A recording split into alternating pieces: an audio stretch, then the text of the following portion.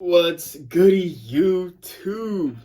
As you can see, it is your humble and gracious host, Easy E, and don't forget the NWA, and I'm coming to you live, baby. So, we're watching a very interesting video. I think it's interesting. It is, what if we nuke the moon? Sounds crazy, I know. So we're gonna watch it together. Let's get to the video, baby. What would happen if we were to detonate a very, very powerful nuclear weapon on the moon? Why would we want to do this, though? Anyway. Would the explosion knock its orbit towards Earth, causing tidal waves and misery? Could the moon be destroyed, showering the Earth in a rain of meteoric death? I think so.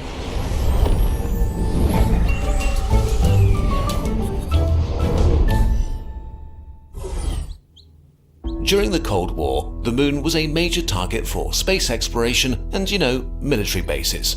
So, the US Air Force commissioned a serious study into the effects of a nuclear detonation on the surface of the moon. But just quoting stuff is boring, so let's conduct a very important scientific experiment with an imaginary 100 megaton thermonuclear warhead about twice as powerful as the most powerful bomb ever detonated. We'll also place a number of curious astronauts around the moon as observers. Let's push the button and slow down time. For the first few milliseconds, nothing much happens outside our weapon. Meanwhile, inside, high explosives send a shockwave to a radioactive metal core, compressing it so much that it reaches criticality and starts a nuclear fission chain reaction. The 100 million degree plasma created in this first stage sets off the second stage with atomic nuclei fusing like they do in the core of a star. Very briefly, our weapon contains one of the hottest places in the universe. And only now, barely 10 milliseconds later, does the rest of the universe find out that anything has happened, as suddenly the bomb dissolves and a flaming star of nuclear death is born. So far, so good. But everything that happens now is very different from what we're used to on Earth because of one major difference. There's no atmosphere. As the fireball shines, it releases a flash of X-rays and thermal photons, a wave of silent heat which rushes outwards in all directions. On Earth, this heat would char and burn everything within a 50-kilometer radius at least. But on the moon, without an atmosphere and oxygen-rich air, there's no burning at all. Also, there are no things to burn. The crunchy topsoil of the moon is made from silicate rock and metals chewed to dust by eons of meteorite impacts mixed with tiny traces of water. When heated by the explosion, X-rays from the fireball vaporize a thin cloud of rock from the lunar surface, while the unlucky dust that's inside the fireball melts into glass. Any astronauts watching the show within about 50 kilometers can expect to be fried. And now we begin to see one of the biggest differences between explosions in space and on Earth. On Earth, the atmosphere fights back against the plasma bubble. Its expansion is violently stopped within moments by the pressure of the atmosphere. But this is not good news. As the fireball rams the atmosphere, it produces the most destructive part of a nuclear explosion on Earth, the shockwave. Compressed air around the explosion rushes out faster than the speed of sound, shattering buildings and roaring so loud it ruptures organs. But on the moon there is no shockwave. No atmosphere means nothing to impede the expanding explosion in space.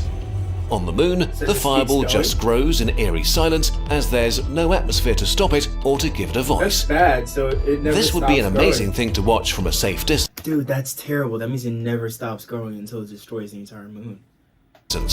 Bro. Unfortunately, there's hardly any safe viewing distance for a nuclear explosion on the moon.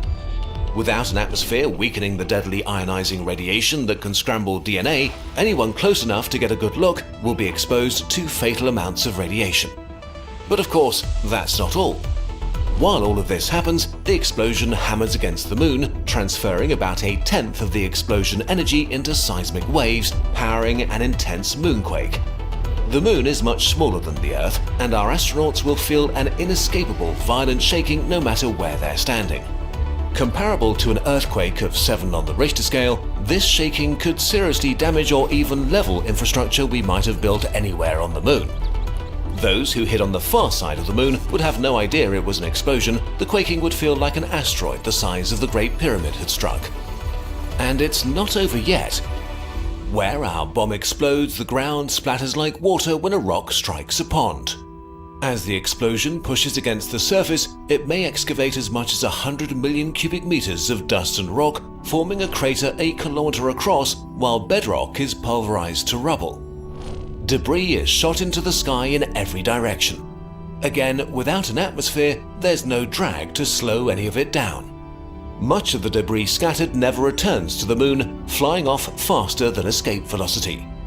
A flurry of micrometeorites have been cast off to explore the solar system, many of which will rain down on the Earth, though few will be larger than pebbles. Any satellite, astronaut or space station in the way, though, will have a really bad time. Micrometeorites are launched at many speeds and angles, allowing them to spread all over the surface of the moon.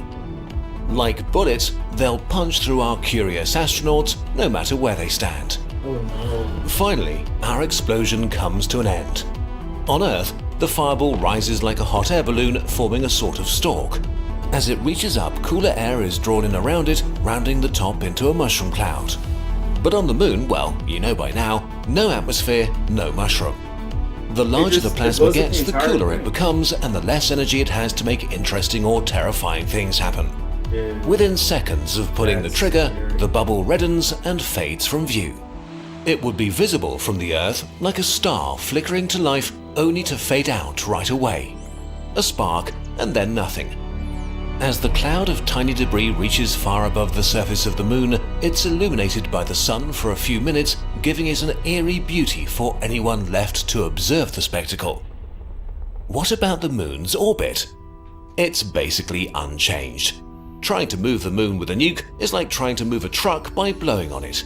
Nuclear explosions may be big, but space is bigger. Our mighty explosion just leaves another crater, one among millions. Still, anyone on the moon will continue to not enjoy themselves. The material that ends up raining back to the moon is radioactive, and without any natural processes to wash it away or bury it, the surface of the moon will remain contaminated. Although fortunately the worst of the radiation will have decayed to a level comparable to natural levels from cosmic rays in about a year. In conclusion, we can say with confidence that while the moon itself does not care about being nuked, and will barely notice, using the moon as a nuclear test ground kind of ruins it for everyone trying to spend some time there or to build something useful. So maybe we should just not do that. This was our last video of the year 12,020, and oh dear, what an interesting and weird year it's been in all the worst ways. But it's finally over. Hey, you already know what I'm about to say, guys. It's been your humble and gracious host. I appreciate y'all. Thank you for joining me in this video. And as always, keep on keeping on. Love y'all. Peace.